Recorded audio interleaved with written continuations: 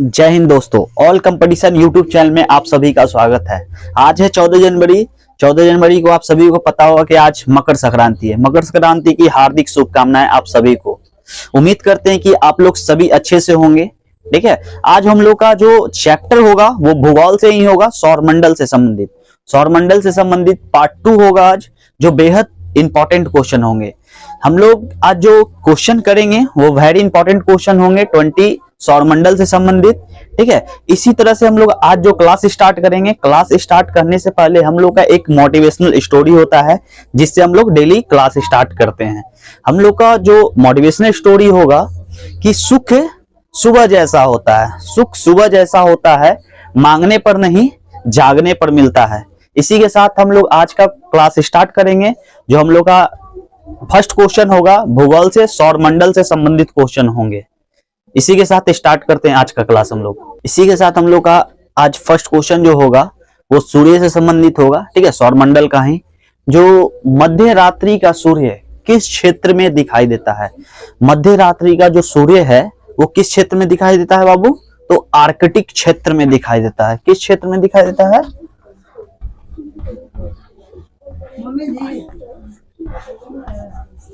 Arctic क्षेत्र।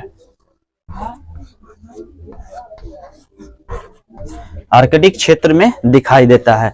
इसी प्रकार से हम लोग सेकंड नंबर क्वेश्चन में आते हैं। सेकंड नंबर जो क्वेश्चन है कि सूर्य सौर पृष्ठ पर सूर्य का तापमान, ठीक है ना, सौर पृष्ठ पर लगभग कितना तापमान होता है? जो सूर्य का जो तापमान होता है लगभग वो कितना होता है? 6000 सेल्सियस होता है। 6000 सेल्सियस होता है। ठीक है, सौर पृष्ठ पर जो लगभग कितना तापमान होता है अप्रॉक्स, वो होता है 6000। ठीक है, इसी प्रकार से हम लोग आते हैं अब थर्ड नंबर क्वेश्चन में। थर्ड नंबर जो क्वेश्चन है बहुत इंपॉर्टेंट क्वेश्चन है कि सूर्य के पास, सूर्य के सबसे पास कौन सा ग्रह है?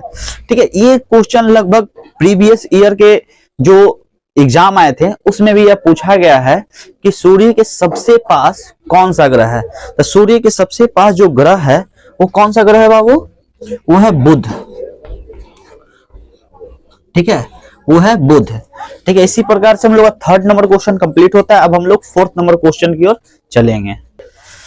फोर्थ नंबर, बुध नक्षत्र में एक वर्ष में दिनों की संख्या कितनी होती है? जो बुध है, बुध नक्षत्र में लगभग यह दिनों की संख्या जो होती है 88 होती है।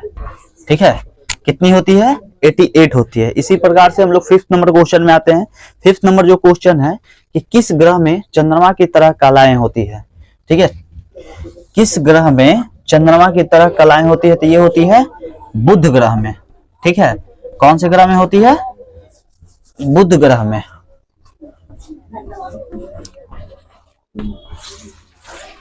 ठीक है, इसी प्रकार से सिक्स नंबर क्वेश्चन में आते हैं। सिक्स नंबर जो क्वेश्चन है कि सौरमंडल का कौन सा ग्रह लगभग पृथ्वी जितना बड़ा है? ठीक है, लगभग पृथ्वी जितना बड़ा है सौरमंडल का कौन सा ग्रह है? तो वह ग्रह है शुक्र। कौन सा है बाबू? वह शुक्र जो है पृथ्वी जितना सौरमंडल का एक ग्रह है। ठीक है, इसी प्रकार से हम लोग का 6 नंबर क्वेश्चन कंप्लीट होता है। अब हम लोग 7 नंबर क्वेश्चन में आएंगे। इसी प्रकार से हम लोग आते हैं 7 नंबर क्वेश्चन में। 7 नंबर जो क्वेश्चन है कि ब्रह्मांड में विस्फोटी तारा कहलाती है। ब्रह्मांड में जो विस्फोटी तारा क्या कहलाती है? तो अभिनव तारा कहलाती है। क्या कहलाती है बाबू? अभिनव तारा। अभिनव तारा।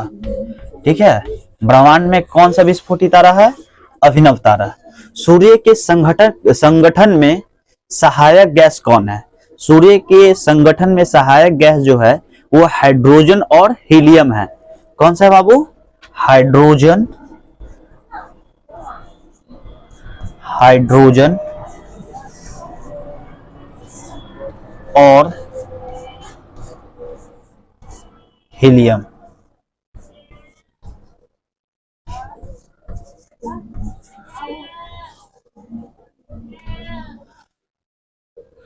उसी प्रकार से आते हैं हम लोग अब 9th नंबर क्वेश्चन में। 9th नंबर जो क्वेश्चन है कि मध्य रात्रि सूर्य का क्या अर्थ है? मध्य रात्रि सूर्य का अर्थ है ध्रुव पर वृत्त। ठीक है, ध्रुव पर वृत्त जैसा चमकना। ठीक है, ध्रुवीय वृत्त पर चमकना जैसे, है ना, उसी प्रकार से यहां मैं लिख देता हूं ध्रुवीय वृत्त पर चमकना। ठीक है, इसी प्रकार से हम लोग अब आते हैं 10 नंबर क्वेश्चन में। कितने नंबर क्वेश्चन में आते हैं? 10 नंबर क्वेश्चन में आते हैं। 10 नंबर जो क्वेश्चन है कि भूमध्य रेखा पर पृथ्वी का व्यास लगभग कितना है? भूमध्य रेखा पर पृथ्वी का व्यास लगभग कितना है? तो ये है बाबू 12,800। ठीक है, कितना है? 12,800 इसका लगभग व्यास है।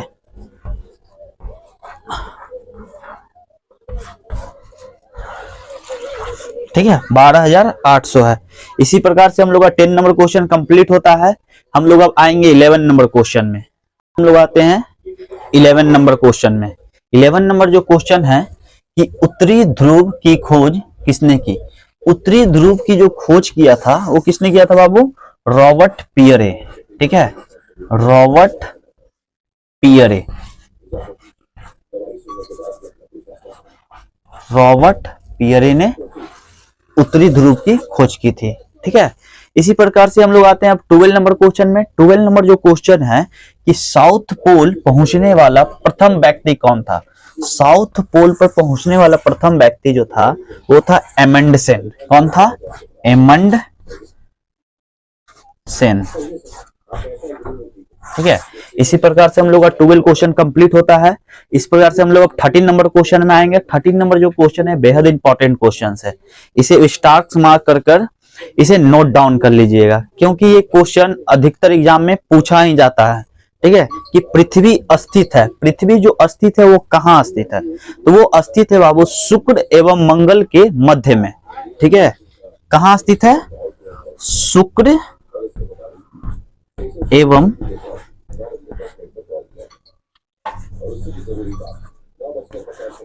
मंगल के मध्य, शुक्र एवं मंगल के मध्य में स्थित है पृथ्वी। ठीक है, इसी प्रकार से हम लोग 14 नंबर क्वेश्चन में आते हैं। सो जो 14 नंबर क्वेश्चन है कि सूर्य से पृथ्वी की दूरी लगभग कितनी है?